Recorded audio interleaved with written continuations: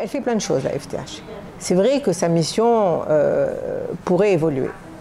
C'est d'ailleurs aujourd'hui un sujet d'actualité, justement, et nous sommes en train d'étudier la restructuration de la FTH. Offre authentique et alternative ou tourisme alternatif ou expériences personnalisées ne sont pas contradictoires avec le tourisme balnéaire et le tourisme de masse. Je dirais qu'ils sont complémentaires et qu'il y a de la place pour tout le monde. Le gros problème, en fait, c'est un problème d'accessibilité de la destination. Aujourd'hui, nous avons 2 compagnies aériennes nationales, mais avec un nombre d'avions réduit par rapport à ce qu'il était en 2011. Les acteurs se rendent compte que ce client, il a changé, que ses attentes ont changé, que nous ne devons plus lui rendre un service, mais nous devons lui faire vivre une expérience sur mesure. La première chose qui vient à l'esprit quand on dit montée en gamme, c'est plus de luxe. Mais je ne suis pas sûre que ce soit aujourd'hui un axe prioritaire dans l'attente des clients. Vous dire aujourd'hui, il vous faut 3 chambres, 4 chambres, qu'elles soient peintes en rose, qu'il y ait 8 chaises, 4 assiettes et tout ça, non, c'est fini ça, c'est fini, c'est fini. C'est le retour client qui va vous dire si vous êtes optimum ou pas.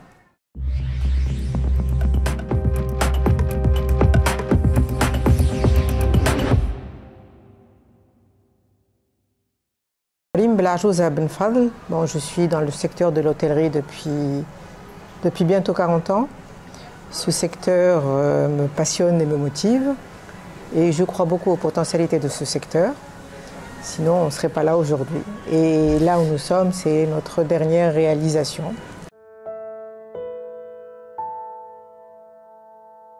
Nous sommes un groupe de 4 hôtels, 3 hôtels balnéaires, les hôtels Sibel, qui se trouve à Jerba et à Port al-Khantawi. Et le 4e hôtel, c'est celui-là, celui dans lequel nous sommes. C'est le dernier né qui a ouvert là en novembre dernier. Et c'est un hôtel très particulier en ce sens que c'est un hôtel, d'abord c'est un hôtel d'application, je vais vous dire de quoi, et c'est aussi un hôtel lifestyle. Et c'est le premier hôtel lifestyle en Tunisie. En fait, cet hôtel et l'école qui va avec 8 sont nés d'un constat.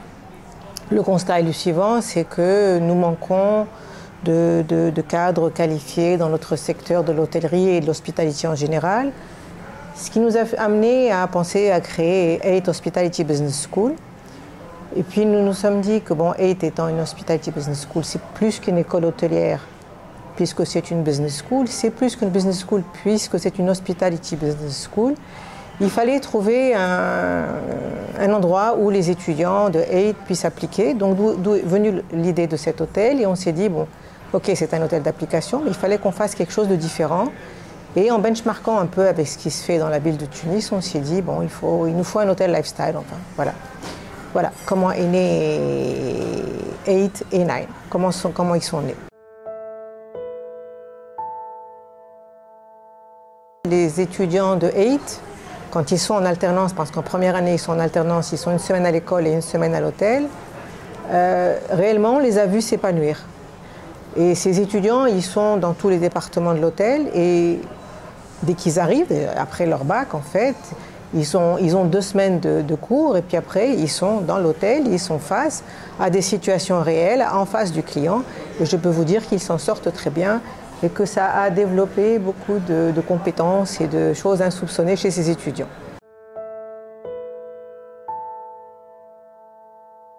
Ce concept, il a été réfléchi et longuement réfléchi en fait, justement parce que je vous dis, on voulait faire quelque chose de différent. Et en étudiant les tendances de la demande dans le monde et ce que faisaient les grandes chaînes hôtelières, ils sont tous en train d'ouvrir des hôtels lifestyle partout dans le monde et dans les grandes villes du monde. Donc on s'est dit, on va ouvrir un hôtel lifestyle. Un hôtel lifestyle, par vocation, c'est quoi? C'est un hôtel où les gens se sentent chez soi, où les clients, les guests, se sentent chez eux en fait. C'est ça un hôtel lifestyle. Vous allez voir un salon comme à la maison, une table au restaurant comme à la maison, où le personnel aussi, vous avez vu que le personnel, comment il est habillé, il est en jean, en basket, et on essaye de casser les codes de l'hôtellerie classique justement. En fait, la fédération dont je suis membre, élue, c'est un syndicat. Et en tant que tel, il est là pour défendre les intérêts de ses adhérents. Bon. Mais il n'a pas uniquement la mission de défendre les intérêts des adhérents, la FTH essaye aussi de favoriser les énergies entre le public et le privé, de participer à l'élaboration des textes, à résoudre les problèmes, à développer des stratégies durables. Elle fait plein de choses, la FTH. C'est vrai que sa mission pourrait évoluer. C'est d'ailleurs aujourd'hui un sujet d'actualité, justement, et nous sommes en train d'étudier la restructuration de la FTH, effectivement. Sa mission, son fonctionnement, et il faudrait, à mon sens, essayer d'attirer plus de jeunes, beaucoup plus de jeunes. Il y a un grand projet, moi, qui me tient à cœur, c'est la digitalisation du secteur. Elle pourrait, elle, participer ou initier la digitalisation du secteur.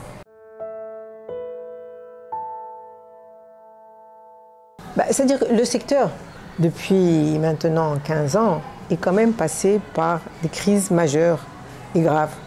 Il y a eu la Révolution et le printemps arabe, il y a eu les attentats, il y a eu le Covid.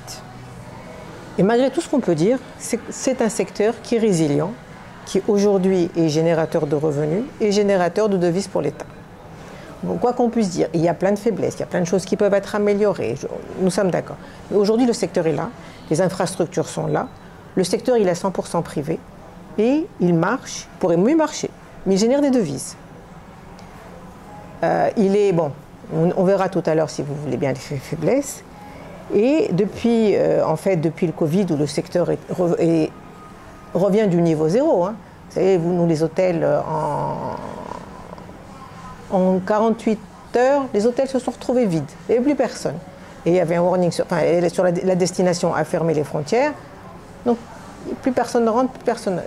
On s'est retrouvé à payer des impôts, le personnel, et zéro revenu et zéro perspective. Et pourtant, le secteur a redémarré. Et il a bien redémarré. La demande européenne est revenue. Bon, il n'y a pas de demande russe à cause de ce que, le warning des États-Unis sur la Russie. Et ce que nous constatons aussi, c'est qu'il y a une recrudescence ou un intérêt croissant pour les offres authentiques et alternatives. Ça, nous le sentons. Mais ce que je veux dire, c'est que l'offre authentique et alternative ou tourisme alternatif ou expériences personnalisées ne sont pas contradictoires avec le tourisme balnéaire et le tourisme de masse. Je dirais qu'ils sont complémentaires et qu'il y a de la place pour tout le monde. Ça, c'est un fait. C'est-à-dire aujourd'hui, il y a un jeune qui vient en sac à dos, tourisme alternatif, camping, il va voir le patrimoine, il va dans le sud, il vient pour faire un circuit moto, il vient pour, je sais pas, Dogga, pour un concert de musique. Il y a tellement d'expériences que la Tunisie offre. Demain, il est en famille, il va dans un club tout compris parce que ça l'arrange plus. Donc, il y a réellement de la place pour tout le monde. La demande est telle qu'il y a de la place pour tout le monde. Et je dirais même qu'ils sont complémentaires parce que chaque produit va donner de la visibilité à la destination et donc donner de la visibilité à tout le monde, en fait. La Tunisie a un réel problème de saisonnalité. Ça, c'est clair. C'est un sujet à creuser, il faut trouver des solutions.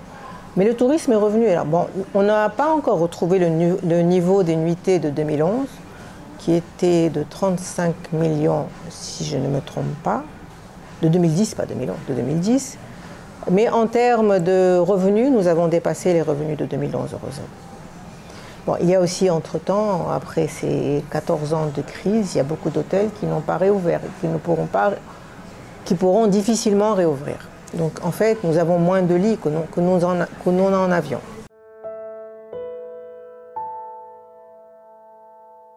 Nous sommes toujours avec la même clientèle européenne, française, allemande, italienne, luxembourgeoise et clientèle Théo. Bon, vous allez me dire pourquoi. Le gros problème, en fait, c'est un problème d'accessibilité de la destination. Aujourd'hui, nous avons 2 compagnies aériennes nationales, mais avec un nombre d'avions réduit par rapport à ce qu'il était en 2011. C'est-à-dire qu'aujourd'hui, nous avons moins d'avions que nous n'en avions en 2011. Et donc, il y a un réel problème de disponibilité de sièges avions aujourd'hui. Alors, il y a 2 phénomènes qui vont se combiner. C'est que, du fait de la rareté du siège avion, le prix du siège avion a explosé. Aujourd'hui, en été, pour venir à Tunis, ça veut dire faire 2 heures de vol aller, 2 heures de vol retour, ou à Djerba, c'est du 600-700 €. C'est absolument énorme. C'est énorme. Et le fait qu'il y ait très peu d'avions et qu'il n'y ait pas, qu'on n'ait pas résolu le problème de l'accessibilité aérienne, fait que ce sont les TO aujourd'hui qui détiennent l'aérien. Donc le client qui vient en Tunisie, en fait, ce n'est pas le client de l'hôtel, ni le client de la Tunisie, c'est le client du TO. Donc c'est le TO qui connaît le client, c'est le TO qui le démarche, c'est le TO qui... Et les marges restent à l'étranger, donc là, il y a un réel problème. Et un hôtel, quelle est la force de négociation d'un hôtel, quelle que soit sa taille, ou même d'une petite chaîne hôtelière, par rapport à un TO? Et encore, parce que les TO avant, ils étaient relativement... On avait des petits, des plus gros, mais maintenant, depuis 10 ans, nous assistons à un regroupement et un rachat des petits par les gros, qui fait qu'aujourd'hui, en face de nous, nous avons des mastodontes de TO, contre lesquels nous n'avons aucune force de négociation. Ça veut dire qu'aujourd'hui, le client, c'est celui du TO, et le TO impose ses prix. Là aussi, il y a un problème d'accessibilité. Parce que là, j'ai parlé des problèmes d'avion. Mais l'accessibilité, ce n'est pas uniquement l'avion, ça peut être le bateau, ça peut être le tourisme, enfin les accès terrestres. Il y a aussi des problèmes politiques, enfin, problèmes d'instabilité régionale avec nos voisins. Il y a des postes frontières, un jour ils sont fermés, un jour ils sont ouverts, etc. Donc effectivement, ce n'est pas ça qui va aller dans le sens de la croissance du tourisme. Et avec l'Algérie, bon, il y a... Heureusement, les Algériens étaient là en 2015, après les attentats, c'est eux qui ont rempli les hôtels. Mais depuis, on sent qu'il y a un fléchissement de la demande du côté algérien. En plus, il y a des problèmes pour les postes frontières, des délais d'attente, etc. Les bonnes nouvelles aussi, parce que le tourisme, ce n'est pas que les étrangers, hein, c'est tous les résidents à l'étranger. C'est aussi les Tunisiens résidant à l'étranger. C'est une grande partie du tourisme aussi. Hein. Et des mesures qui viennent d'être prises justement pour leur accès, c'est pour leur faciliter l'accès cette année, et des mesures pour leur faciliter les formalités dans les ports, etc. C'est une bonne chose. C'est une bonne chose. Oui, il y a toujours de la place pour l'hôtellerie classique parce qu'il y a une demande aussi pour l'hôtellerie classique. Notamment, je pense à 2 segments qui sont le segment famille. Il y a beaucoup de familles où les parents travaillent toute l'année, où ils ont besoin de vacances, ils ont besoin dans des structures où les enfants sont pris en charge. Et là, je pense au club avec animation et mini-club, etc. Donc, il y a toujours de la demande. Il y a aussi une demande qui vient des seniors. Il y a une demande très forte sur la Tunisie de la part des seniors qui viennent en Tunisie 4-5 mois d'hiver. Et là, c'est une solution pour remplir justement l'hiver et atténuer l'effet de la saisonnalité. Il y a une très forte demande pour venir en Tunisie. Le climat est bon, les infrastructures sanitaires existent. La plupart des stations touristiques sont à proximité d'un aéroport. Donc, la demande, elle est là. Il y a de la place pour tout le monde. Il y a de quoi remplir toutes les structures et toutes les formes d'hébergement.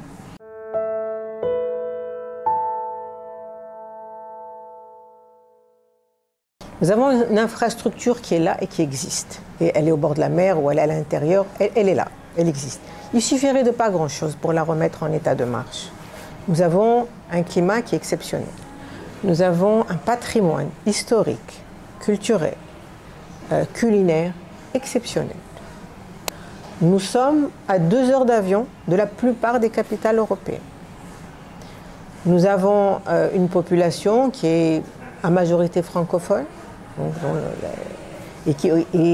ou anglophone. Donc, le tunisien, nous le savons, parle les langues, donc il n'y a pas de problème justement d'incompréhension entre nos visiteurs et les Tunisiens. Nous avons des paysages très diversifiés. La Tunisie est petite, pourtant nous avons des paysages au nord, vous avez la forêt, l'hiver c'est la neige, le littoral, et puis ensuite vous avez tout ce qui est... Vous avez Tunis, qui est une destination business, qui pourrait être une destination nightlife aussi pour les jeunes. Vous avez ensuite toute la côte, donc c'est balnéaire. Vous avez l'intérieur du pays, le sud-est et le sud-ouest, avec un patrimoine très marqué, existant, qui est magnifique. Donc Dans ce petit pays où on peut voyager en voiture, je veux dire, en 24 heures, vous faites toute la Tunisie, nous avons une diversité de patrimoine et de relief incroyable. D'autres coûts compétitifs, nous avons des coûts extrêmement compétitifs.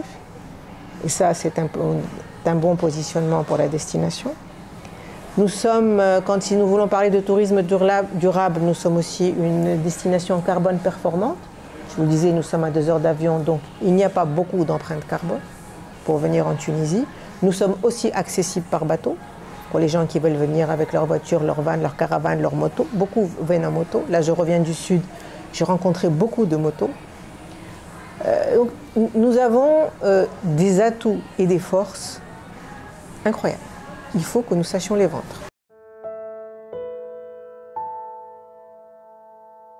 Bon, les faiblesses, elles sont connues, elles sont là. Nous avons une structure hôtelière vieillissante. Il faudrait trouver une stratégie pour la rénover. Nous avons une mauvaise accessibilité, j'en parlais tout à l'heure. Et cette mauvaise accessibilité ne permet pas un accès facile aux visiteurs individuels, et crée la dépendance des hôtels par rapport au tour opérateur, par le mécanisme que je vous expliquais tout à l'heure. Manque de digitalisation. Là, vraiment, c'est presque le désert. Vraiment, il y a un manque criard de digitalisation, que ce soit au niveau de l'acteur économique ou au niveau national. Il y a un déficit de formation, c'est vrai. C'est-à-dire qu'aujourd'hui, les attentes du client ont changé. Avant, le client, il venait, on lui donnait un service. Il venait, il arrivait à la réception, on lui donnait sa clé de la chambre, il allait dans sa chambre, elle était correcte, etc. Aujourd'hui, le client, il a changé, le client, il veut une expérience, il veut vivre une expérience. Donc, il faut que du côté hébergeur, du côté hôtel ou maison de charme ou maison d'hôte ou ce que vous voulez, les acteurs se rendent compte que ce client, il a changé, que ses attentes ont changé, que nous ne devons plus lui rendre un service, mais nous devons lui faire vivre une expérience sur mesure. Voilà. Vous parlez des faiblesses aussi, l'environnement, les aéroports. Là, ça fait partie de l'accès. Voilà, pour ne citer que ça. Ça, c'est le problème du bradage des prix qui est réellement un vrai problème. Mais aujourd'hui, il y a une arme qui est redoutable, qui s'appelle la vie client. TripAdvisor, Booking.com, etc. Donc, si un hôtelier baisse ses prix, s'il baisse ses prix, il est obligé d'avoir des coûts pour des pâquerettes. Donc d'offrir un mauvais service. Il sera très mal noté et le client ne reviendra pas et il est éliminé. Voilà. Mais sinon, il n'y a pas de solution au bradage des prix. On a essayé, on a cogité. D'un point de vue légal, personne ne peut rien faire. Il y a un texte sur la concurrence déloyale, mais ce n'est pas le cas. On ne pourra jamais prouver la concurrence déloyale. Quand vous faites de la qualité et que vous la vendez au bon prix, enfin un tarif qui correspond à la qualité que vous avez, il n'y a pas à avoir peur. Celui qui donne un mauvais service va certainement donner une mauvaise image du secteur. Nous sommes d'accord.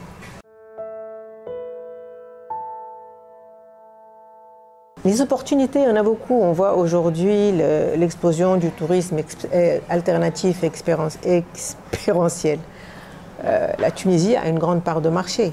Nous voyons aujourd'hui, après le Covid, les nomades, les digital nomades. Nous pouvons très bien être une terre d'accueil pour les digital nomades. Nous sommes à 2 heures d'avion. Il prend le ferry en Italie, en 12 heures, il est en Tunisie. Partout où on va, c'est vrai qu'il n'y a pas la digitalisation n'est pas notre point fort, mais par contre, il y a de la Wi-Fi à peu près partout. Dans tous les hôtels, il y a de la Wi-Fi gratuite. Ça veut dire qu'il y a une grande opportunité à prendre aussi. Il y a aussi une montée en puissance de la diaspora tunisienne qui vient dans les hôtels. Ça aussi, c'est un phénomène nouveau. Depuis quelques années, nous assistons à une nette croissance de la demande de la part de la diaspora tunisienne. Ils viennent l'été dans les hôtels. Mais malheureusement, c'est un tourisme de vacances scolaires. Mais ils sont là. Nous avons aussi une demande croissante de la part de la clientèle européenne et notamment allemande sur les écolabels à la sustainability. Il y a aussi là aussi une carte à jouer. Mais tout ça doit... Enfin, bien sûr que l'hôtelier individuel, il peut le faire, évidemment, et on doit tous le faire. Mais il y a aussi une carte à jouer en termes de politique économique, je dirais d'incitation à aller vers la digitalisation, vers les écolabels, vers du tourisme durable. Nous n'avons pas aujourd'hui d'instruments pour connaître la demande touristique aujourd'hui, malheureusement. Enfin, moi, je rêve peut-être, mais tout est faisable, hein, que la Tunisie, je parle au niveau national, ou que le ministère du Tourisme ou n'importe quelle autorité se dote d'un instrument de e-reputation, de mesure de e-reputation. Ça veut dire que nous savons qui est notre client, d'où il vient, ce qu'il souhaite, ce qu'il pense, ce qu'il aimerait faire et ce qu'il souhaiterait avoir quand il va revenir. Avec ces instruments de mesure, on pourrait justement lui construire des produits sur mesure. S'il veut aller, je ne sais pas moi, s'il a besoin de transport s'il vient à Tunis, entre Tunis et, je sais pas, aller à Zahar par exemple, qui est une région magnifique et méconnue de la Tunisie, aller faire tous les villages berbères, vivre une expérience chez l'habitant, manger une pizza, lui fabriquer ces produits sur mesure en fait. Mais il faut savoir comment s'oriente la demande, comment elle va être demain.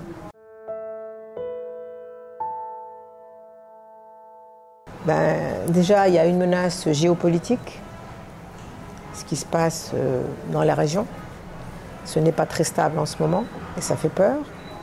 Il y a une autre grosse menace et c'est la pression sur les ressources naturelles. Et là, je pense notamment à l'eau. Aujourd'hui, notre pays souffre d'un stress hydrique. Nous devons trouver des stratégies pour préserver l'eau. Et ça va être compliqué. Le tourisme est consommateur d'eau, mais contrairement à ce qu'on pense, il n'est pas très consommateur d'eau. Le tourisme, d'après les chiffres du ministère de l'Agriculture, consomme moins de 2% des ressources en eau. Mais il n'empêche que nous devons encourager tout le secteur à faire des économies en eau. Toujours dans le même registre, le réchauffement climatique, la montée des eaux.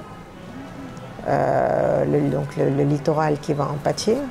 Vous avez des régions, je pense surtout aux régions insulaires, où les hôtels qui sont en bord de mer ne vont plus avoir de plage. C'est un risque aussi, non négligeable. Vous avez un risque, mais ce risque existe toujours, a toujours existé, c'est celui bien sûr de nos compétiteurs du bassin méditerranéen, qui en termes de produits aujourd'hui ont de meilleurs produits que nous. Vous avez un autre risque aussi, et là je vous en ai parlé, en fait ça rejoint ce que je disais, c'est l'inadéquation de l'offre aujourd'hui avec les attentes du voyageur de demain. Ça aussi c'est un risque. On risque de devenir une destination obsolète. En fait, il existe plusieurs façons de monter en gamme et créer de la valeur. La première chose qui vient à l'esprit quand on dit monter en gamme, c'est plus de luxe. Mais je ne suis pas sûre que ce soit aujourd'hui un axe prioritaire dans l'attente des clients. Le client, il ne vient plus pour trouver du marbre, des dorures. C'est fini ça, c'est fini. Enfin, si, il restera un tourisme de niche, bien sûr. Mais ce n'est plus l'attente majoritaire des clients. Le client aujourd'hui, vous lui donnez un lit confortable, propre, de l'hygiène. Mais le client, il vient pour vivre une expérience authentique. Donc il faudrait monter en gamme, justement, en faisant vivre à cet invité, j'aime pas le mot client, c'est invité, ce sont nos invités, à nos invités une expérience authentique. Ça veut dire qu'il faut repenser la décoration de nos hôtels, ça veut dire qu'il faut repenser la nourriture qu'on lui donne, qu'il faut repenser qu'il faut créer d'autres modes d'hébergement, qu'il faut créer beaucoup de choses pour personnaliser plus cette expérience client. Je pense que c'est une façon intelligente et pas très coûteuse de monter en gamme.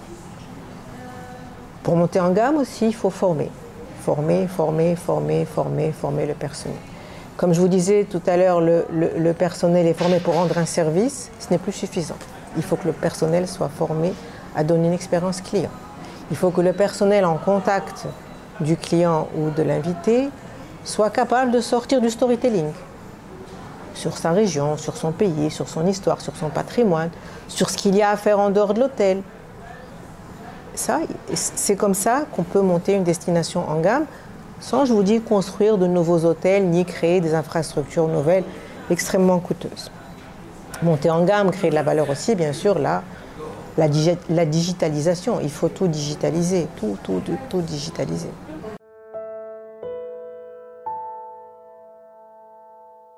En leur donnant quelque chose d'authentique et de ne pas surfer, de ne pas leur donner de l'artisanat qui vient de l'étranger,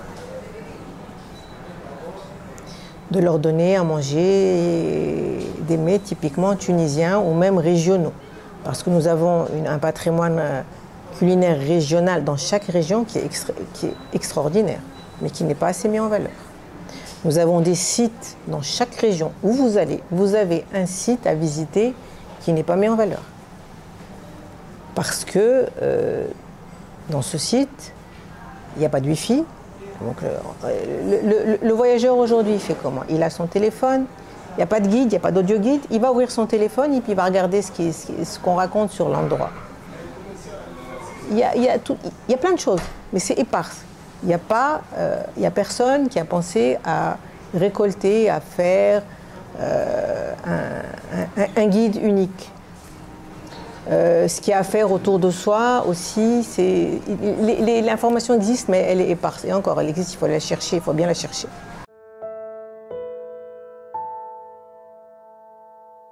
C'est un secteur, c'est vrai, qui n'est pas facile. Qui n'est pas facile, pourquoi? Parce que les gens viennent pour s'amuser, en vacances, etc. Donc quand les gens s'amusent en vacances, c'est là où vous travaillez.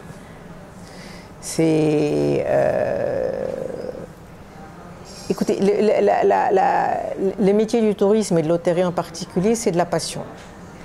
Et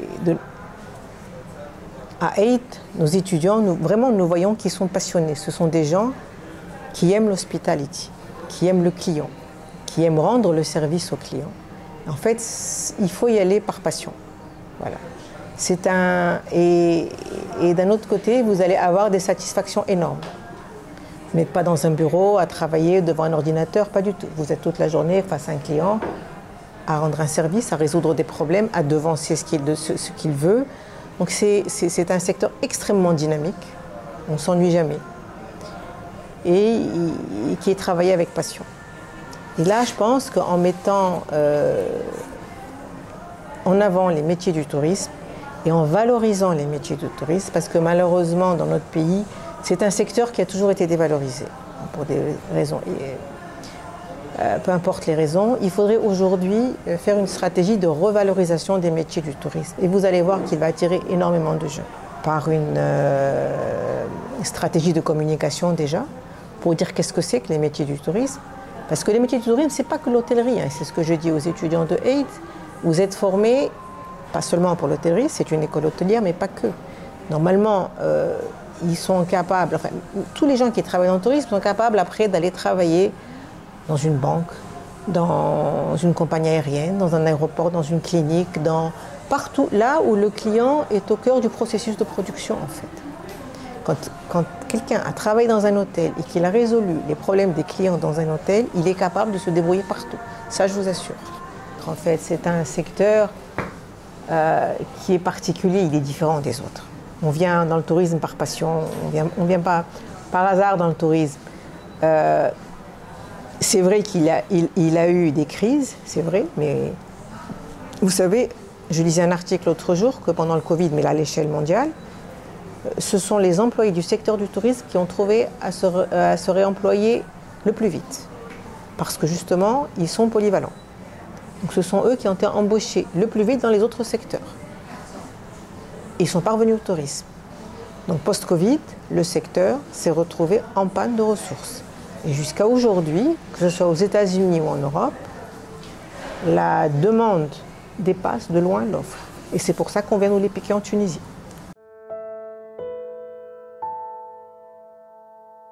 Au niveau déjà national, il faudrait créer un cadre incitatif très clair pour inciter soit les hôtels à se digitaliser, soit à créer des start-up avec une expertise métier, enfin dirigée vers l'hôtellerie. La demande existe et elle est énorme aujourd'hui. On parle vraiment d'un niveau zéro et la demande, elle est énorme. L'État aussi peut digitaliser toutes les démarches administratives.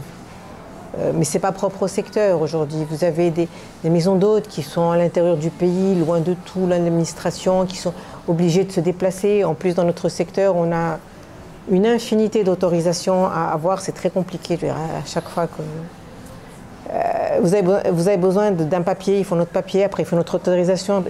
Et quand on est à Tunis, on a du mal. Et imaginez la petite maison d'hôtes qui est un village dans le sud ou dans le centre. Il faudrait digitaliser en fait toutes ces démarches. Faciliter aussi l'accès aux labels, aux autorisations, au tourisme durable. Ainsi, faire des incitations juste pour que les hôtels s'outillent justement et de ces certifications durables auxquelles le client est extrêmement sensible. C'est peut-être même aujourd'hui le seul label auquel le client est sensible. Encourager aussi les unités hôtelières ou l'opérateur économique, j'en parlais tout à l'heure, l'inciter à économiser l'énergie, c'est important. Former à l'échelle nationale, aujourd'hui, quelqu'un qui n'est pas dans le digital, dans la tech, c'est presque un ignare. Donc former. Je veux dire que quand nous on reçoit des candidats, très peu savent manier l'outil informatique. Former beaucoup plus à l'école. Créer, je vous ai dit tout à l'heure, des instruments de mesure de e-reputation au niveau national. Créer des fichiers clients. C'est important pour connaître notre client, ce qu'il veut demain, ce qu'il veut aujourd'hui, qu'est-ce qu'il reproche à la destination, comment améliorer la destination. Il y a de la place pour tout le monde. Il y a de la place réellement pour tout le monde. C'est vrai qu'aujourd'hui, la législation, elle est un peu à la traîne sur les cahiers de charges des maisons d'hôtes et des tables d'hôtes, etc.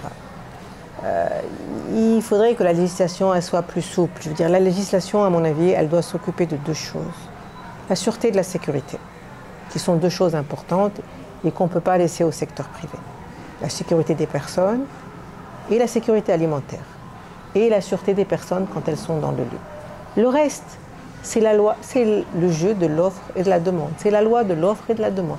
Vous faites un produit qui correspond à une demande. Vous allez marcher, vous allez être rentable, vous allez durer. Vous faites un produit qui ne correspond à aucune demande, eh bien vous allez péricliter, vous allez disparaître, c'est tout. Ce n'est pas un cadre juridique qui va faire que vous allez faire un produit qui ne correspond pas à la demande. Je veux dire, vous dire aujourd'hui il vous faut 3 chambres, 4 chambres, qu'elles soient peintes en rose, qu'il y ait 8 chaises, 4 assiettes et tout ça, non, c'est fini ça, c'est fini, c'est fini. C'est le retour client qui va vous dire si vous êtes optimum ou pas. Donc c'est pour ça que je vous dis que la digitalisation est très importante. Il faut qu'on puisse, même la petite maison d'hôte, qu'on puisse mesurer la satisfaction de ce client. Qu'est-ce qui lui a plu, qu'est-ce qui lui a pas plu, pour qu'on puisse se corriger et monter en gamme. C'est très bien de construire un beau produit, il faut qu'il matche avec une demande, il faut qu'il soit visible. Il y a énormément aujourd'hui d'initiatives de jeunes, mais j'ai rencontré des jeunes extraordinaires, avec des initiatives magnifiques. Mais malheureusement, leurs initiatives ne sont pas visibles. Donc elles n'arrivent pas jusqu'au client final, jusqu'à la demande en fait. Et là, je sais encore de la digitalisation. Il y a aussi un autre problème qui est celui du transport interurbain. Aujourd'hui, ces jeunes qui viennent en sac à dos, ils ont besoin de transport pour pouvoir aller d'une ville à l'autre. D'un transport pour aller de l'aéroport aux villes. Ça aussi, ça pose aussi un autre problème. Et tout ça, ce sont des freins justement au développement du tourisme alternatif.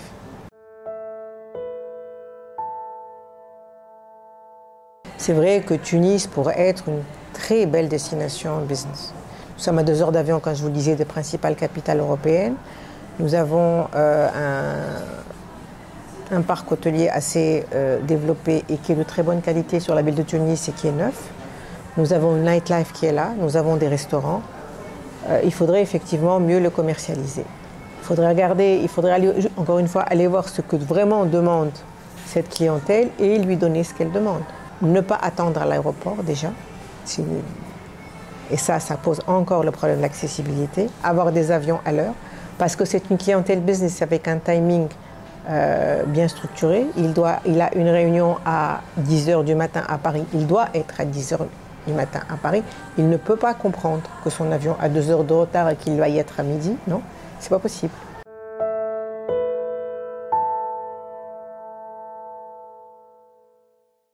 Restructurer Tunisair, la redéployer peut-être vers l'Afrique. Elle pourrait devenir un hub formidable vers l'Afrique et ouvrir le ciel. Open Sky.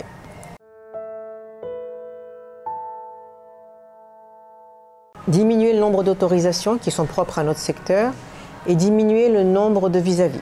Parce que nous, dans le secteur, nous avons comme vis-à-vis le ministère des Transports, le ministère de la Culture, le ministère de l'Intérieur, le ministère de la Santé, le ministère de l'Environnement. Et nous avons des autorisations à prendre à peu près chez tous ces ministères-là. Donc regrouper, faire une plateforme pour regrouper toutes ces autorisations-là et toutes ces administrations.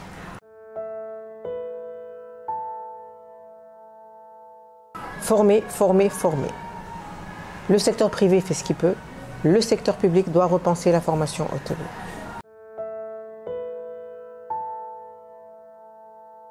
Enseigner la digitalisation et l'intelligence artificielle dès les classes de secondaire. Repenser totalement l'image de la Tunisie. Il faut vraiment reconstruire l'image de la destination. Prendre des mesures incitatives pour que tous les acteurs économiques aillent vers un label écologique et durable.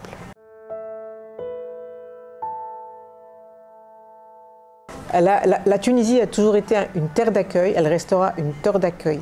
Travaillons ensemble pour valoriser tous nos atouts, notre patrimoine, notre générosité, notre sens de l'accueil et créons de la valeur, créons de la valeur, créons de la valeur.